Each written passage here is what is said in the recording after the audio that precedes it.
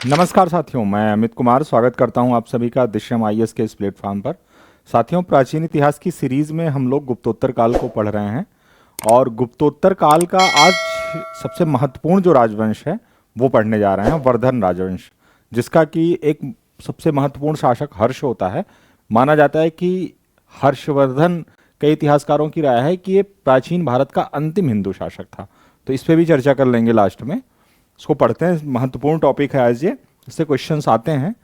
तो आप लोग इस वीडियो को पूरा देखिएगा और प्लीज़ आप लोग मेरे चैनल को सब्सक्राइब करिए, लाइक करिए, ज़्यादा से ज़्यादा लोगों को शेयर करिए, जिससे कि ज़्यादा से ज़्यादा लोग जुड़ सकें। तो शुरू करते हैं हम थानेश्वर का वर्धन राजवंश। ये देखिए, हर्ष के टाइम पे इसका जो साम्राज्य विस्तार है, इस पर भी आगे चर्चा करेंगे। तो शुरू करते हैं, संस्थापक के बारे में देखते हैं। बाणभट्ट हर्षचरित जिन्होंने लिखा है, इनका कहना है कि पुष्यभूति ही जो था वो थानेश्वर के वर्धन वंश का संस्थापक था। इसे इसके लिए पुष्यभूत वंश भी कहा गया। लेकिन जो पुरातात्विक स्रोत मिलते हैं उसमें नरवर्धन को माना गया है थानेश्वर वंश का, वर्धन राजवंश का संस्थापक। ये ध्यान रखिएगा, पुरातात्विक स्रोतों में नरवर्धन और बाणभट्ट ने जो है अपने स्रोतों में पुष्यभूति को बताया है। तो प्रथम शासक नरवर्धन से लेकर प्रभाकर वर्धन तक, अगर पुरातात्विक स्रोतों के आधार पर माना जाए नरवर्धन को पहला शासक, तो यहां से लेकर प्रभाकर वर्धन तक ये चारों शासक जो थे वो सूर्य के उपासक थे। एक तरह से सूर्य को ये देवता मानते थे अपना। ठीक, आगे बढ़ते हैं, प्रभाकर वर्धन के बारे में देखते हैं। इनकी जो उपाधि थी वो सिंधुराज ज्वर की थी, क्योंकि इन्होंने जो है सिंध के राजा को पराजित किया था। गुर्जर प्रजागर भी एक इनकी उपाधि थी। हूण हरिण केसरी, हूणों का इन्होंने मानवर्धन किया, उनको पराजित किया, इसलिए इन्हें हूण हरिण केसरी भी कहा गया कि हूण इनके लिए हिरन थे और ये इन हूणों के लिए बाघ थे, केसरी यानी बाघ। महाराजाधिराज और परम भट्टारक की उपाधि धारण करने वाला वर्धन वंश का पहला शासक था। कोई भी शासक जब महाराजाधिराज या परम भट्टारक की उपाधि धारण करता था तो माना जाता था कि अब वो पूरी तरह से संप्रभु शासक हो गया है, अब वो किसी शासक के अधीन सामंत की स्थिति का शासक नहीं है। ये इसका सूचक होता था, महाराजाधिराज और परम भट्टारक जैसी उपाधियां। क्लियर, आगे बढ़ते हैं। बांसखेड़ा एवं मधुवन ताम्रपत्र अभिलेख, ये दो ध्यान रखिएगा, बांसखेड़ा एवं मधुवन। ये ताम्रपत्र अभिलेख प्रभाकर वर्धन को सूर्य का परम भक्त तथा वर्णाश्रम धर्म की प्रतिष्ठा करने हेतु अपना बल प्रयोग करने वाला कहा गया है। जो वर्ण व्यवस्था स्थापित थी गुप्त काल में वही जारी रही, उसी तरह का प्रभाव रहा। और वर्णाश्रम का धर्म का रक्षक, स्पष्ट है कि ये ब्राह्मण धर्म का संरक्षक था, इससे यह भी स्पष्ट हो जाता है। ब्राह्मण प्रभाकर वर्धन की जो पत्नी थी यशोमती, उसके सती होने का उल्लेख है। वो उनकी जब मृत्यु हो जाती है तो वो सती हो जाती हैं। ठीक है, यशोमती। राज्यवर्धन द्वितीय पे आते हैं। ये बौद्ध उपासक थे। इनकी उपाधि थी परम सौगत। मालवा के देवगुप्त को इन्होंने पराजित करके मार डाला था। गौड़ राजा शशांक ने इनकी हत्या कर दी। मालवा के देवगुप्तों को इन्होंने पराजित किया, वहां के देवगुप्त शासक को इन्होंने मार दिया। लेकिन गौड़ राजा शशांक ने इनकी हत्या कर दी। और देवगुप्त को इन्होंने इसलिए मारा था क्योंकि जो देवगुप्त था ये मौखर वंश के शासक ग्रहवर्मा द्वितीय की हत्या कर दी थी। ग्रहवर्मा द्वितीय कौन था? तो राज्यवर्धन की बहन थी, राज्यवर्धन द्वितीय की राजश्री की शादी हुई थी ग्रहवर्मा द्वितीय से। ठीक, इनसे इनकी शादी हुई थी। तो जब इनकी हत्या कर देता है ग्रहवर्मा द्वितीय की देवगुप्त, तो बदला लेने के लिए राज्यवर्धन द्वितीय मालवा के शासक देवगुप्त की हत्या कर देता है। कहानी ये थी। और गौड़ राजा शशांक इसकी हत्या कर देता है आगे के युद्ध में। कहानी है कि जब इनकी हत्या हो जाती है ग्रहवर्मा द्वितीय की, तो राजश्री जो है विंध्य के जंगलों में सती होने के लिए चल देती हैं। ये बात जब पता चलती है हर्ष को, राज्यवर्धन द्वितीय की भी हत्या हो चुकी रहती है उस समय। ये बंगाल का शासक था, शशांक हत्या कर देता है। अब हर्ष काफी कम उम्र का उस समय था। एक हंसवेग नामक दूत से सूचना मिलती है कि राजश्री जो है विंध्य के जंगलों में सती होने जा रही है। हर्षवर्धन तुरंत निकलता है राजश्री की खोज में, उनको ले आता है खोज कर, और यही नहीं, कन्नौज की गद्दी पर बिठाता है राजश्री को। और कहा जाता है कि शुरुआत में काफी समय तक हर्ष और इन्होंने जो है साथ साथ शासन किया था, राजश्री ने और हर्ष ने। हर्ष फिर बाद में कन्नौज की अपनी राजधानी बना लेता है दोनों राज्यों के शासन को संभालने के लिए। ठीक है, ये ध्यान रखिएगा। राज्यवर्धन द्वितीय के बाद हर्ष शासक बनता है।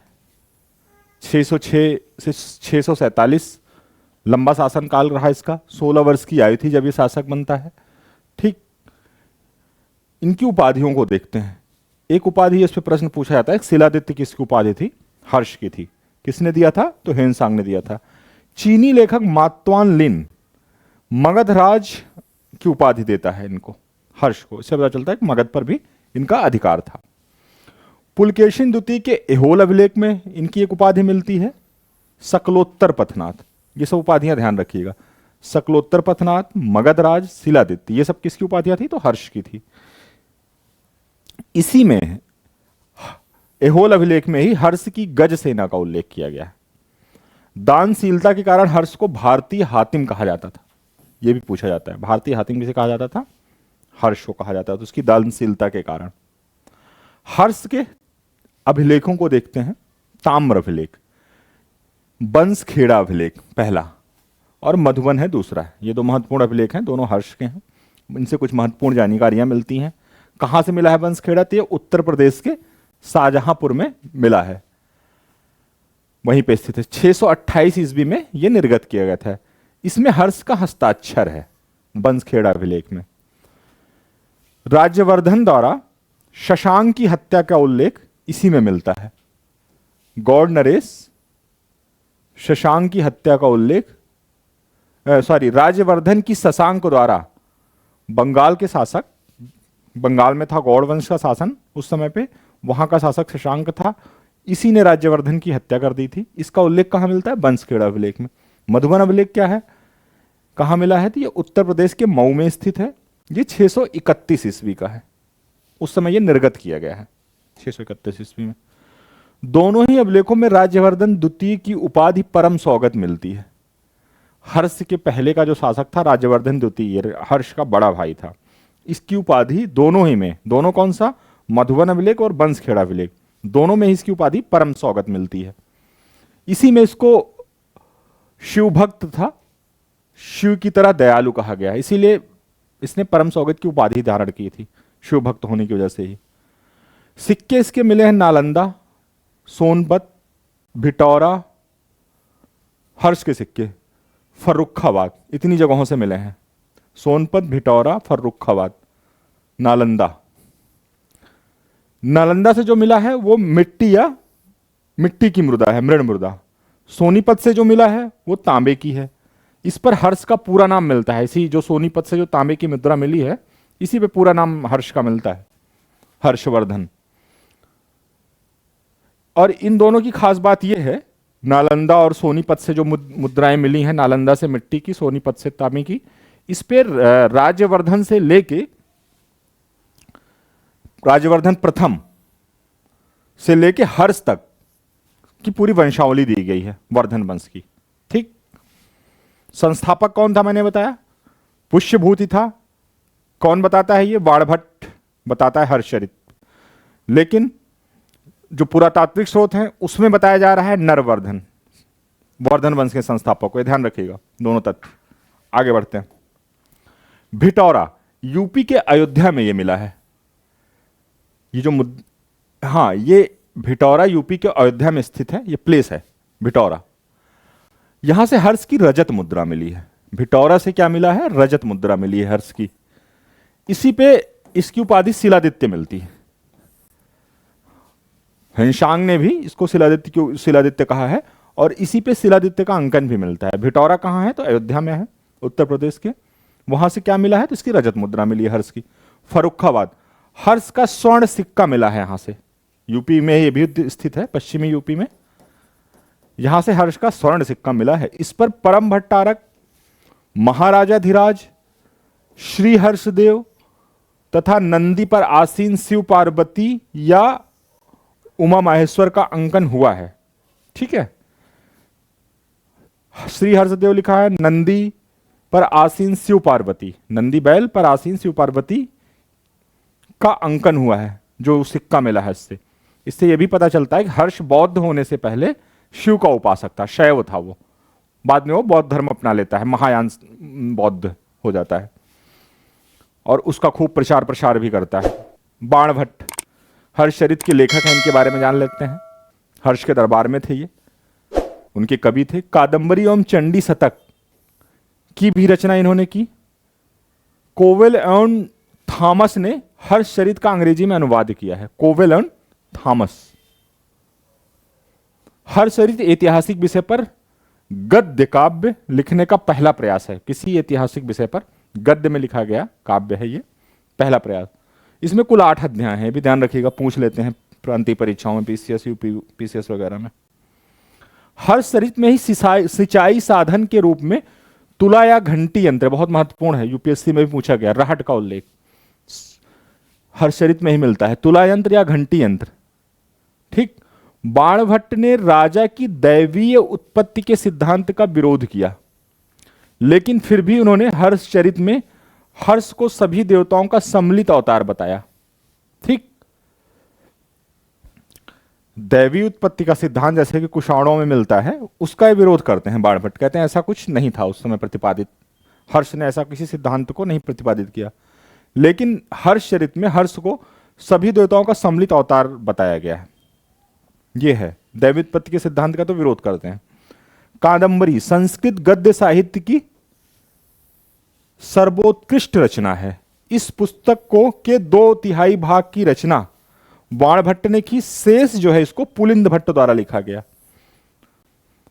कादंबरी जो है संस्कृत गद्य साहित्य की सर्वश्रेष्ठ रचना मानी जाती है। इसका 2 भाग तो बाणभट्ट ने लिखा, आखिरी जो भाग है वो पुलिंद भट्ट ने लिखा है। ठीक। कास रूप नहीं, काम रूप है ये। काम रूप यानी कि असम, उस टाइम पे असम जो था उसे कामरूप बोलते थे। वहां का शासक भास्कर वर्मन, ये हर्ष का समकालीन था, अपने राजदूत हंसवेग द्वारा हर्ष के पास मैत्री प्रस्ताव भेजा। उत्तर गुप्त वंशीय शासक माधव गुप्त हर्ष के दरबार में रहता था। ठीक। ये आके हर्ष के दरबार में इसने शरण ली थी, उत्तर गुप्त वंशी शासक माधव गुप्त। ये इंपॉर्टेंट फैक्ट हो गया। समकालीन इसका कामरूप का यानी असम का शासक था भास्कर वर्मन, जिसने जो है अपना राजदूत हंसवेग हर्ष के दरबार में भेजा था। ठीक। साम्राज्य विस्तार देखते हैं हर्ष का। इन्होंने कन्नौज पर अभियान करके गौड़ के शैव शासक शशांक को हराया। बंगाल पर अभियान करके होना चाहिए, क्योंकि बंगाल का शासक था ये शशांक जो था, बंगाल में गौड़ वंश का शासक था। ये देखिए गौड़ क्षेत्र है ना, ये बंगाल का क्षेत्र है, यहीं का शासक था शशांक। इसको पराजित करता है और इसको अपने साम्राज्य में मिला लेता है इस क्षेत्र को। ठीक। कश्मीर को छोड़ दिया जाए तो ये कश्मीर इसके क्षेत्र में नहीं था, लेकिन कश्मीर का जो शासक था वो भी एक तरह से इसकी अप्रत्यक्ष रूप में अधीनता स्वीकार करता था, क्योंकि कश्मीर में जो एक बुद्ध का दांत रखा हुआ था, बौद्ध संघ विरोध करते हैं। हर्ष उस दांत को प्राप्त करना चाहता है, बौद्ध संघ के विरोध के बावजूद, लेकिन वहां का जो शासक था उसने उस दांत को बुद्ध के सामने समर्पित कर दिया। बुद्ध जब उस दांत को देखता है तो बहुत रोमांचित हो जाता है और वहां से लेके वो वापस आ जाता है, जिसका विरोध नहीं कर पाता वहां का राजा।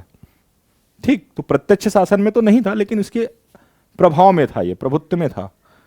कश्मीर यहां तक कि ह्वेनसांग तो ये भी कहता है कि सिंध जो था ये भी इसके क्षेत्र में था, साम्राज्य में था, परंतु अन्य स्रोतों में इसका उल्लेख नहीं मिलता है। तो कश्मीर, सिंध ये सब बाहर थे। नर्मदा नदी इसके राज्य की दक्षिणी सीमा थी, नर्मदा नदी। ठीक, इसके फिर इधर देखिए चालुक्य का शासन था, चालुक्यों का साम्राज्य था। इसके क्षेत्र में देखिए तो ये देखिए बाहर एक कामरूप का था जहां का शासक भास्कर वर्मन था, इसका समकालीन। ठीक, इसके अलावा आप देखिए इसके जो क्षेत्र में थे, कन्नौज, नेपाल, पाटलिपुत्र, मगध का क्षेत्र, उज्जैन, गिरनार का क्षेत्र, मथुरा, थानेश्वर, ये सब इसके प्रत्यक्ष नियंत्रण में थे। लगभग समस्त उत्तर भारत सम्मिलित था, कश्मीर को छोड़ दिया जाए तो। सिंध का भी मिलता है उल्लेख, किसके साम्राज्य में था, कहीं कहीं हर्ष उसका उल्लेख करते हैं। बाणभट्ट के अनुसार सिंध एवं नेपाल भी उसके साम्राज्य में सम्मिलित था। बाणभट्ट इसका उल्लेख करते हैं कि नेपाल और ये सिंधु देश जो था ये भी इसके क्षेत्र में सम्मिलित था। बाणभट्ट ने उल्लेख किया, हर्ष ने नहीं, ध्यान रखिएगा, बाणभट्ट का उल्लेख है ये। हर्ष का समकालीन कश्मीर का जो शासक था वो दुर्लभ वर्धन था, जिसके बारे में मैंने बताया कि दांत वो प्रस्तुत कर देता है, हर्ष को भेंट कर देता है। हर्ष ने कन्नौज में एक स्तूप बनवाया, जो दांत था जब वो लेके आता है वहां से, तो एक अवशेष स्तूप जो है बुद्ध के दांत पर बनवाता है हर्ष। ध्रुवसेन द्वितीय, ये देखते हैं कौन थे उस समय, ये वल्लभी का शासक था, हर्ष का समकालीन। वल्लभी के मैत्रक वंश की शासक था ध्रुवसेन द्वितीय। हर्ष ने इसको पराजित किया, परंतु बाद में अपनी पुत्री का विवाह इससे कर दिया था, ध्रुवसेन से, हर्ष ने। ठीक, पुलकेशिन द्वितीय से युद्ध, ये बड़ा ही चर्चित युद्ध था हर्ष का। दो स्रोतों में इसका केवल वर्णन मिलता है, एक पुलकेशिन द्वितीय का एक ऐहोल अभिलेख और दूसरा ह्वेनसांग की सीयू की जो उनका ग्रंथ है। दो जगह इसका उल्लेख मिलता है इस युद्ध का। इस युद्ध में माना जाता है कि हर्ष इसमें पराजित हुए थे और इनको पराजित करने के बाद परमेश्वर की उपाधि धारण किया था पुलकेशिन द्वितीय ने, क्योंकि पहले ये हर्ष की उपाधि हुआ करती थी, इसलिए जब इनको पराजित करता है तो ये उपाधि ये स्वयं धारण करता है पुलकेशिन। मात्वालिन जो चीनी लेखक है कहता है कि 641 ईस्वी में हर्ष ने चीन के थांग सम्राट ताइसुंग के दरबार में एक ब्राह्मण राजदूत भेजा था। ठीक, ताइसुंग के दरबार में चीन का जो सम्राट था थांग वंशी, उसमें एक ब्राह्मण राजदूत भेजा था हर्ष ने 641 में। प्रत्युत्तर में बदले में वहां से भी दूत आते हैं, चीनी सम्राट भी भेजता है। 3 बार चीनी दूत मंडल भेजे गए हर्ष के दरबार में। ठीक, ये ध्यान रखिएगा, हर्ष भेजता है एक दूत मंडल एक ब्राह्मण को, प्रत्युत्तर में थांग वंशी सम्राट तीन दूत मंडल क्रमशः आते हैं भारत में। हर्ष ने जो है चीनी सम्राट को अपना अधिपति मान लिया था। मात्वालिन बड़ा, क्योंकि चीनी लेखक है तो बढ़ा चढ़ा के वर्णन कर रहा है कि हर्ष ने चीनी सम्राट को अपना अधिपति मान लिया था, जबकि अन्य साक्ष्य इसका समर्थन नहीं करते हैं, ऐसा कुछ नहीं था। ठीक, तीसरा जो दूत मंडल आया था जब 647 ईस्वी में भारत चीन का दूत आया था, तब तक हर्ष की मृत्यु हो चुकी थी। तो अगर कभी इस तरह का प्रश्न आए तो ये ध्यान रखिएगा, 2 चीन के जो दूत मंडल थे, दूत प्रतिनिधि, वो भारत आए थे तो हर्ष जीवित था, हर्ष के दरबार में ही। तीसरा चलता है, उस समय हर्ष तो जीवित रहता है, लेकिन उसके आने तक दूत के हर्ष की मृत्यु हो चुकी थी। ठीक, हर्ष की साहित्यिक उपलब्धियां देखते हैं। सोढल ने अपनी पुस्तक अवंती सुंदरी कथा में हर्ष को कबींद्र कहा है। ठीक, हंस ने संस्कृत में 3 नाटक लिखे थे, कौन कौन से? प्रियदर्शिका, रत्नावली एवं नागनंद। ध्यान रखिएगा, पूछा जाता है, प्रियदर्शिका, रत्नावली, नागनंद। बौद्ध धर्म से प्रेरित तथा पद्य में लिखित नागनंद, ये बौद्ध धर्म से प्रेरित है नागनंद, और पद्य में लिखा है। नागनंद में जीमूत वाहन बोधिसत्व की आत्महत्या की कथा है। एक बोधिसत्व हुए थे जीमूत वाहन। बोधिसत्व की जो अवधारणा है वो माना जाता है कि महायानी होते हैं जो निर्वाण प्राप्त कर चुके होते हैं और लोगों के निर्वाण के लिए प्रयास करते हैं। तो जीमूत वाहन एक बोधिसत्व थे जिनकी आत्महत्या की कथा का वर्णन है इसमें। किसमें है? नागनंद में, जिसको हर्ष ने लिखा है। जयदेव ने अपनी कृति प्रसन्न राघव में, जयदेव की कृति है कौन सी? प्रसन्न राघव। इसमें हर्ष को उन्होंने कविता कामिनी का साक्षात हर्ष एवं भास तथा कालिदास के समतुल्य, ठीक, भास और कालिदास के समतुल्य कविता कामिनी का साक्षात हर्ष कौन कह रहे हैं? जयदेव कह रहे हैं। किसमें? अपनी कृति प्रसन्न राघव में, ठीक। हर्ष के दरबार में सूर्य शतक का भी लेखक रहता था जिसका नाम था मयूर, और एक लेखक रहते थे मातंग दिवाकर। ये दोनों कहां रहते थे? हर्ष के दरबार में रहते थे, ठीक। हर्ष ने जयसेन नामक बौद्ध विद्वान की उड़ीसा के 80 ग्राम दान देना चाहे, परंतु जयसेन ने विनीत भाव से दान लेना अस्वीकार कर दिया था। कौन?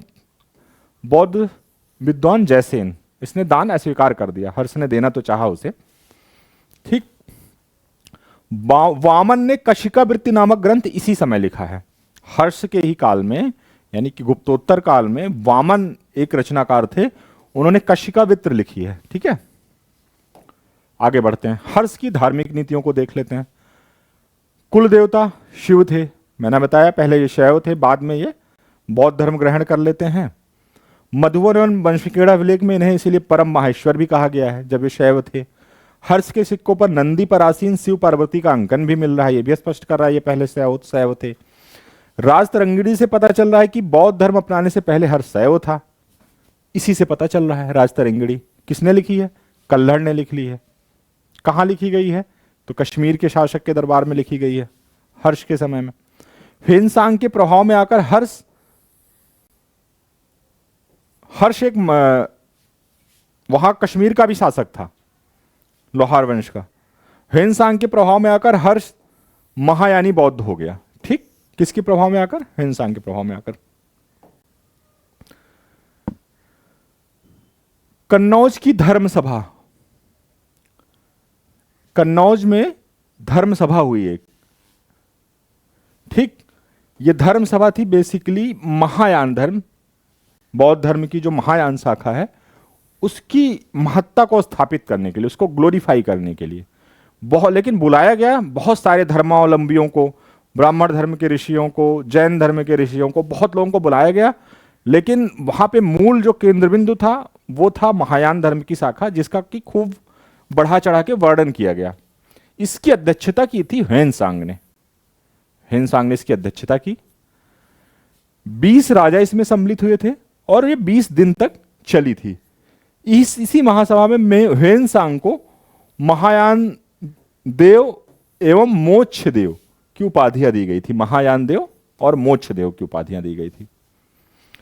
कहते हैं कि यहां पे थोड़ा सा एक तरह से हर्ष की कट्टरता दिखी थी, क्योंकि बाकी जो साधु सन्यासी अन्य धर्मों के जो आए थे, ऋषि आए थे, विद्वान आए थे, उनसे हर्ष नाराज हो जाता है और 500 ऐसे साधुओं सन्यासियों को वो देश निकाला का आदेश दे देता है, क्योंकि वो लोग भी अपने धर्मों के बारे में तर्क रखते हैं, उसका महिमा मंडन करते हैं, जिससे काफी नाराज हो जाता है हर्ष।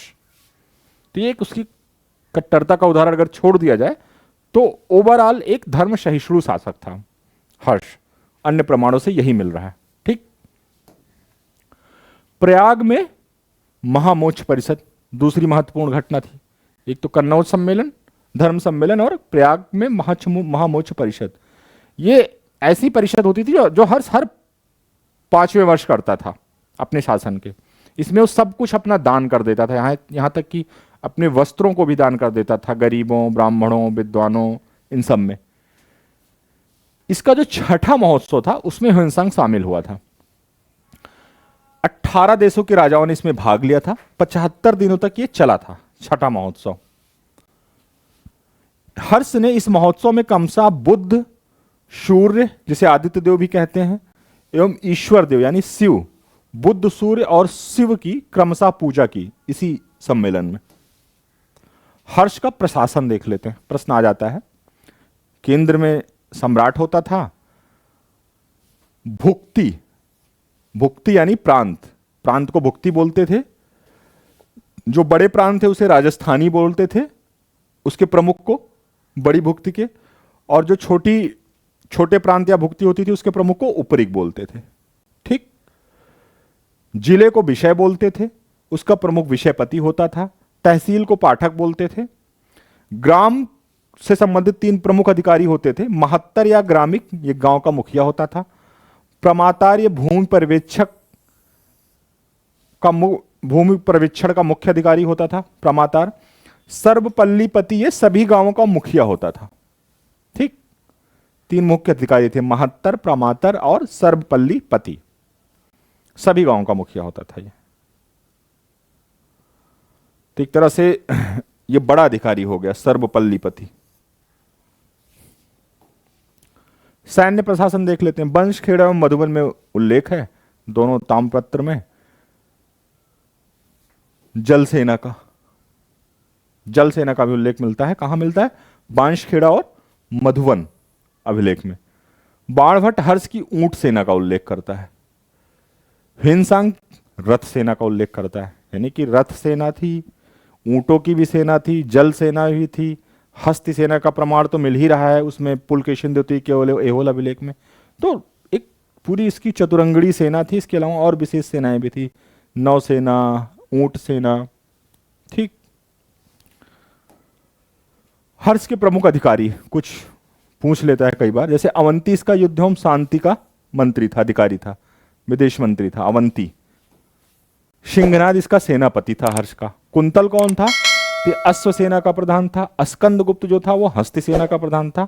भंडी जो था ये प्रधान सचिव या प्रधानमंत्री था। ठीक। इतने ये महत्वपूर्ण अधिकारी थे हर्ष के, जिनके नाम हैं ये। अब एक डिबेट कि क्या ये कहा जाता है कि कुछ इतिहासकारों के द्वारा, ये क्या प्राचीन भारत का अंतिम हिंदू शासक था हर्ष? तो ये कुछ अतिशयोक्ति हो जाती है, इसलिए क्योंकि हर्ष के बाद भी आप देखेंगे तो पालवंशी शासक महेंद्र पाल, मिहिर भोज, गुर्जर प्रतिहार शासक, कश्मीर का शासक ललितादित्य मुक्तापीड, ये सारे बड़े प्रतापी शासक होते हैं। इवन अगर देखा जाए तो हर्ष का जो साम्राज्य है वो काफ़ी विवादित है कि कश्मीर उसमें, सिंध उसमें शामिल था या नहीं था, कश्मीर उसके प्रत्यक्ष नियंत्रण में था या नहीं था, नेपाल था या नहीं था। लेकिन महेंद्रपाल का आप साम्राज्य देखेंगे तो ये स्पष्ट है विभिन्न स्रोतों में, एक बड़ा साम्राज्य था। उसके नर्मदा के दक्षिण में भी उसका साम्राज्य विस्तार था, और हर्ष के जो साम्राज्य के अधीन राज्य थे वो सब तो उसके अंदर थे ही। तो ये अतिशयोक्तिपूर्ण हो जाता है। उसके बाद भी कई प्रतापी हिंदू शासक हुए। तो कभी इस तरह से मेंस में क्वेश्चन आए तो आप ऐसे लिख सकते हैं। ठीक है, ये हो गया, गुप्तोत्तर काल कंप्लीट हो गया। अगर उस समय के समाज वगैरह की बात की जाए तो वही स्थिति थी, ब्राह्मण धर्मीय समाज था, वर्ण व्यवस्था थी, हायरार्की थी, श्रेणी क्रम था, स्त्रियों की स्थिति में कोई खासा सुधार नहीं था, सती प्रथा का प्रचलन था। वैश्यों की स्थिति में थोड़ी सुधार दिखाई दे रहा है। जैसे आप देखेंगे गुप्त काल में, क्योंकि गुप्त काल पूरी तरह से बंद अर्थव्यवस्था थी, पूरी तरह से व्यापार व्यवसाय एकदम बाधित हो गया था, पूरी तरह से कृषि आधारित सामंतवादी समाज का चूंकि उस टाइम पे विकास होता है, वैश्यों की स्थिति गिरती है, शूद्रों के समान हो गई थी। लेकिन हर्ष के काल में क्या होता है, व्यापार व्यवसाय को इसने बढ़ावा दिया। क्यों? क्योंकि बौद्ध धर्म का प्रभाव था, महायान बौद्ध धर्म का। बौद्ध धर्म शुरू से ही वैश्य वर्ग को प्रोत्साहित किया था, कृषि को बल्कि उन्होंने हतोत्साहित किया था अपनी अहिंसावादी नीतियों की वजह से, जैन और बौद्ध धर्म में। तो व्यापार व्यवसाय के विकास की वजह से वैश्यों की स्थिति में काफी सुधार होता है। बाकी लगभग स्थितियां, सामाजिक स्थितियां वही थी जो गुप्त काल में थी, उसमें कोई खासा परिवर्तन नहीं दिखाई देता है। धर्म के स्तर पर देखें तो धार्मिक सहिष्णुता थी, एक आध उदाहरणों को छोड़ दें तो, और बाकी सब एज इट इज था। अब गुप्तोत्तर काल तक का इतिहास हो गया है। अब हम आगे के सेशन में आएंगे तो दक्षिण भारत के इतिहास को शुरू करेंगे, जिसमें संगम काल के इतिहास को देखेंगे, चोल, चालुक्य, इन सब के इतिहास को देखेंगे। उसके बाद फिर राजपूत काल पर आएंगे। इस तरह से क्रमशः करते हुए प्राचीन भारत को समाप्त करेंगे। मिलते हैं अगले सेशन में। प्लीज़ आप लोग मेरे चैनल को सब्सक्राइब करिए, शेयर करिए, ज़्यादा से ज़्यादा लोग इससे जुड़ सकें। धन्यवाद।